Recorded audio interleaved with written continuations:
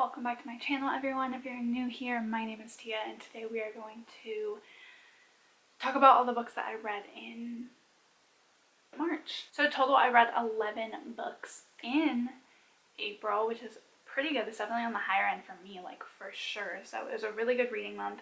Well, I read a lot. It wasn't necessarily a good reading month, but we'll get into that. So the first book that I read is The Castle School for Troubled Girls by Alyssa B.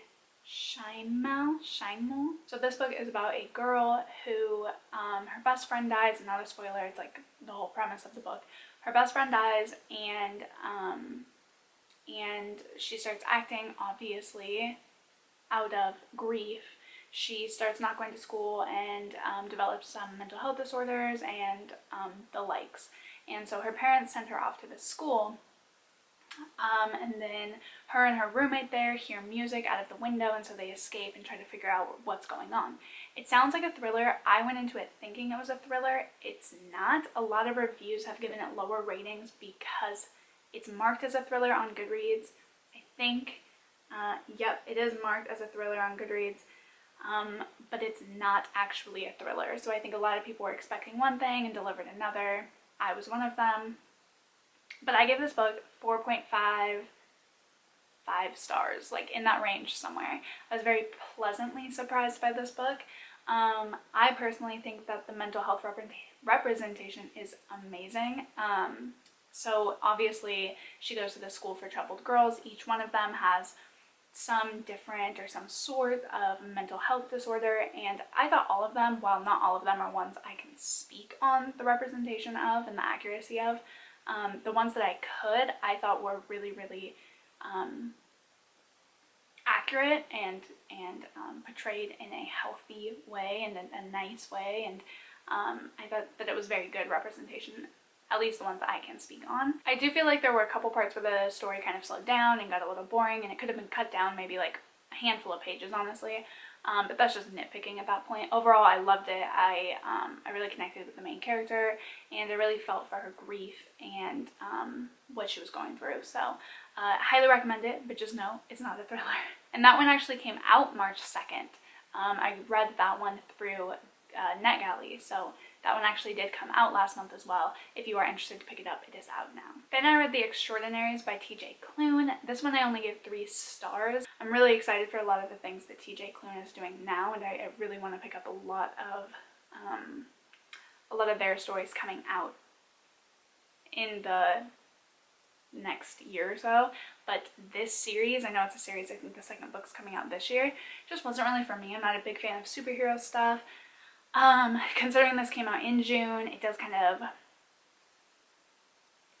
I don't want to say glorify, but borderline police, and I know a lot of people had problems with that, especially considering the time that it did come out. It was kind of poor timing and just strange and didn't really hold police accountable, and it was just, there's a whole statement on that. There's reviewers on Goodreads and whatnot, and I'm sure on YouTube as well, that could speak up about that way better than I could. But I know that people did have issues with the police representation in this book, so be sure to watch out for that. But overall, I don't know.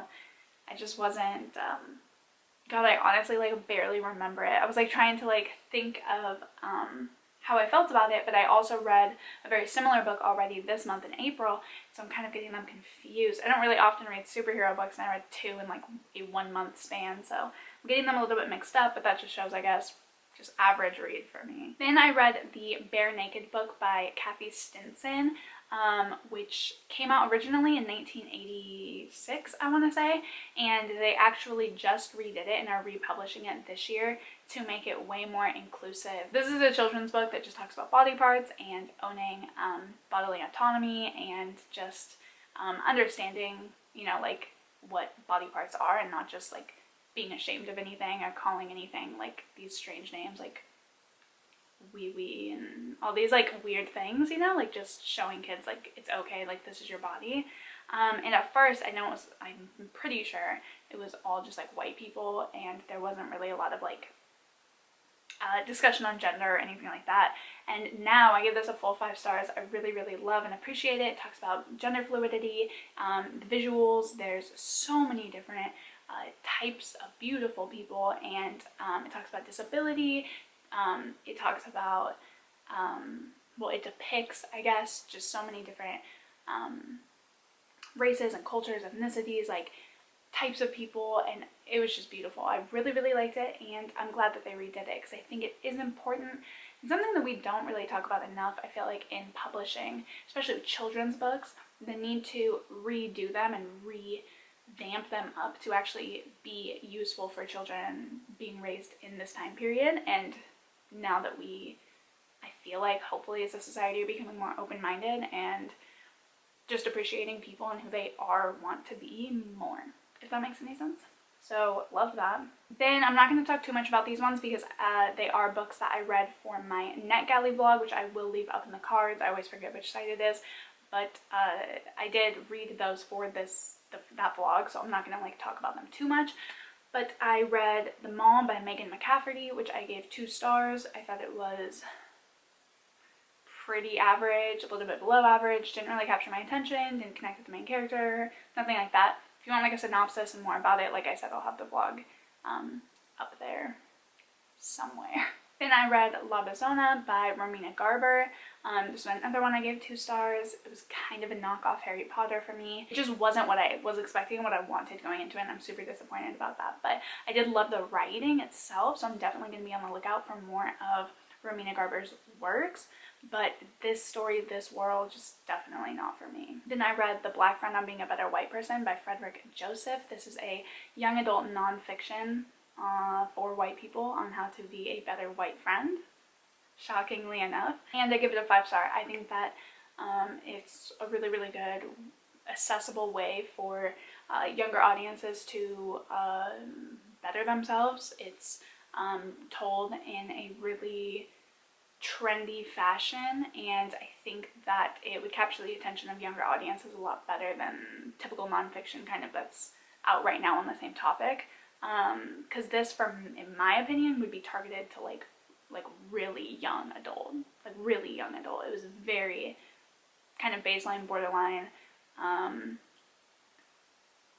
don't want to say like easy topics, because obviously the topic itself is really complex, but it's told in an easier way, and it's pretty, if you've done any research into a lot of racial inequality and things like that, I feel like you already have like a better grasp than this book could teach you. But I think for younger audiences it was really good. Then I read The Flatshare by Beth O'Leary.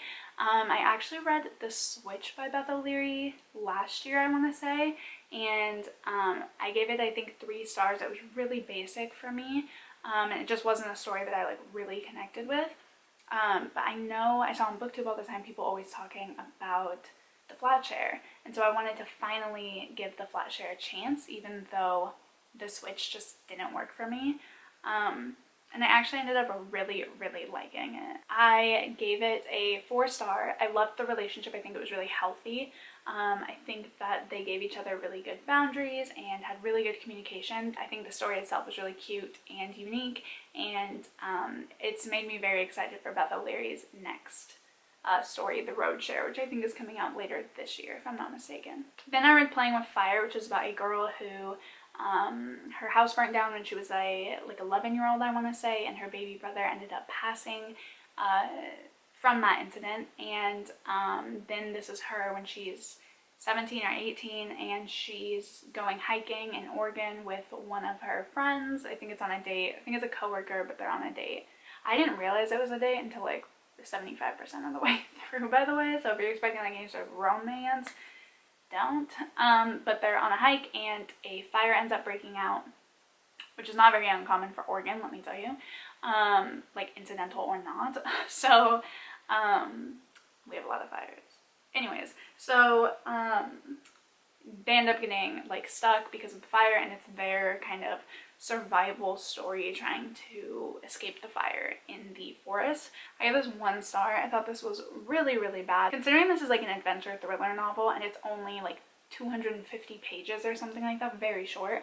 I expected it to be very like full of thrill and suspense and like, oh my god, I can't believe it, what's gonna happen, like the fire's creeping up on them, all of this, and it was absolutely none of that. It was so boring. What would happen is pretty much they would be walking down the hike and something would happen. Someone would have a panic attack or fall and trip and hurt something, and then they would fix it. They'd walk for like 2 miles more, someone would do something else, they'd fix it. They'd walk more, something would fall and they'd fix it.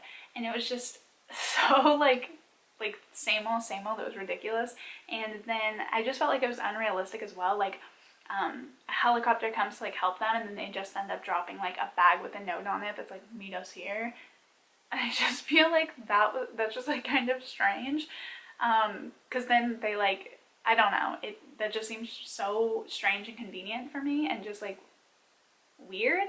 And then the ending, there's nothing. They're like at the meeting point with the helicopter, and then it just cuts to like 5 years later, or a year later, I think, with like no explanation on what happened after that at all. I was really excited for it, but it was not what I expected at all. Then I read another 5 stars. See, that's what's funny, is almost, so I have like 3 5 stars or something like that, and then all the rest are like 2. It's like really like highs and lows, I feel like, this last month. So then I read The Poppy and the Rose by Ashley Cowles. I actually didn't look at that before. I always have my laptop here, by the way, because I have a really bad memory, so I forget like what I not only read, but what I like rated it and everything like that. So I like to have this here just so I remember my ratings and author names and whatnot. This one is very unexpected. This one is a dual timeline. It's one young lady in 2012 or something like that, I want to say, and she's going to Oxford. My god, that was so American. So she gets there, and then she's picked up by the chauffeur and taken to this like mansion, this estate, and this old lady's there who seems to know a lot about her and just wants to like talk to her and stuff. And then the lady is found dead and just like dies. And so this girl is trying to figure out like what's going on. How did you know all that stuff about me? Who are you? Why am I even here? Why did I get picked up? Like, this is so random, and she's trying to figure it out. So there's that perspective. And then the other perspective is another young lady who is actually aboard the Titanic, which we all know how that ship sailed, if you know what I mean. Just tragic. So then it goes into that. I loved this. I thought the writing was so beautiful, so lyrical.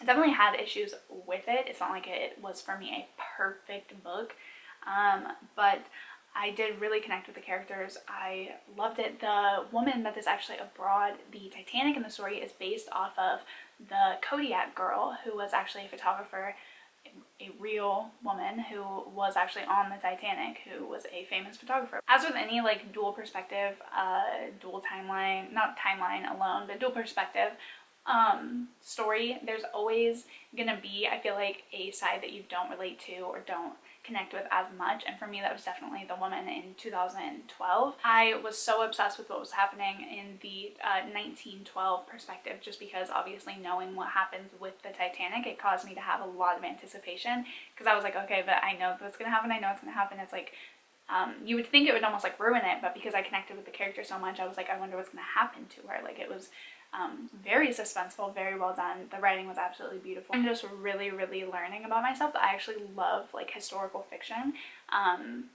if it's not about a war. Like last month I loved A Dowry of Blood, which was a vampire novel that was set over from like the 1500s to like the 1900s, and it was set over like 400 years, and I just loved seeing the different ways of life throughout that time and whatnot. And then this one, obviously, the 1912 with the Titanic. If it's not about a war, I'm learning I love historical fiction, so very interesting. And I actually read The BFG by Roald Dahl. I read this for a new series that I want to do called Read and Watch, where it's like a reading vlog at the beginning and then a literal reaction watch with me at the end. So instead of just like sitting here talking about like the similarities and differences and what I thought, you'll actually like come with me on the journey of reading it and then also watching it. I thought that would be way more interactive and way more fun, and we could kind of do it together. If the video is up, I will link it in the cards or down below. If it's not, then I probably scrapped it because I really did not like this book at all. I've read it before. I read it when I was really young, and then I read it again in like 2015 because at the time I was a book minimalist, which I'm starting to not be, which I love, but I was like getting rid of all the books that I didn't want, and I literally started at one end of my shelf and started to read every single book that I owned, and if I didn't like it, I got rid of it. So I read it again in 2015 because I was even doing rereads. I wanted to like read every single book that I owned. So I read it then, and I rated it 5 stars, and then because I loved it, loved the idea, this time I rated it 1 star. I didn't like it. I think there's problematic elements. I think that this isn't a story that I would want my children to read in the future. There's some racism and sexism that I just find unforgivable. I'm gonna hold on to it and keep it just because it was actually a like little present from my 2nd grade teacher whom I loved so much. So I'm definitely gonna hold on to it and keep it just because it does mean a lot to me in that regard. But it was just stupid. It was the BFG speaks in these nonsensical phrases and words, and I just did not like it, not only as an adult, but looking even from the perspective of a child. I just don't think it's a good book at all, to be honest. Let me know though what books you would want me to do like the read and watch with. Even if that one doesn't come out, I have a couple more classics and YA even and stuff that I could do. So I don't think I have any thrillers or anything that have movies besides Secret Window. But yeah, so just let me know if there's anything else or any other ones that you highly recommend that I do, because I do still love the video concept and I definitely want to do it, but that one just might have been a flop, honestly. Then the last book that I read in March, why does that not sound right? The last book that I read in March was Dreams from Many Rivers, A Hispanic History of the United States Told in Poems by Margarita Engel. This is a poetry collection that I thought was so interesting.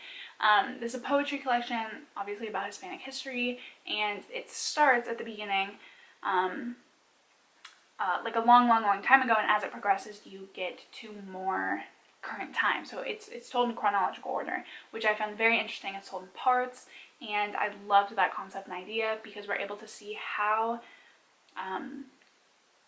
Indigenous people here lived their life before colonization, and then obviously like the tragic aftermath of all of that colonization still obviously to this day. So it was very, very interesting, and I think it was an amazing way to be able to see the different lifestyles and perspective and stuff like that. I did, however, end up giving this 2 stars, and I hate that I'm giving it 2 stars, but the actual, so that part I loved, the way it's told, but the poetry itself is just not for me at all. It was told in like 2-sentence little bits. So the poem would be told like da da da da da da da da da da da da da, and that might be like the whole poem. Like that's it. Which is fine. That's definitely a style of poetry, obviously. But it's not one that I personally really enjoy. Now, I did listen to this audibly, and I said in my review that I think I would definitely be willing to pick this up again and give it like a different chance if I had it physically, or the opportunity to have it physically, because listening to poetry on audio is hard enough, for me at least. It's really hard, and then listening to a style that I don't particularly enjoy is even harder, because it's harder for me to kind of like connect with the flow and that style, if that makes any sense. So I would definitely give this another chance if I had an opportunity to physically read it, because I really did want to love it and loved the ideas and concepts behind it, but just the actual poetry itself I did not like. So that is everything that I read in March. I hope that you guys enjoyed this video. If you did, be sure to give it a big thumbs up and subscribe and hit the bell so you're notified every time that I upload, and let me know in the comments your favorite book that you read in March, or what you're most excited to read for April. I have some really good ones that I'm reading or have already read in April, so I think it's going to be a really good reading month, but we shall see. So thank you so much for taking the time to sit and chat and hang out with me today, and I will see you guys in my next video. Bye!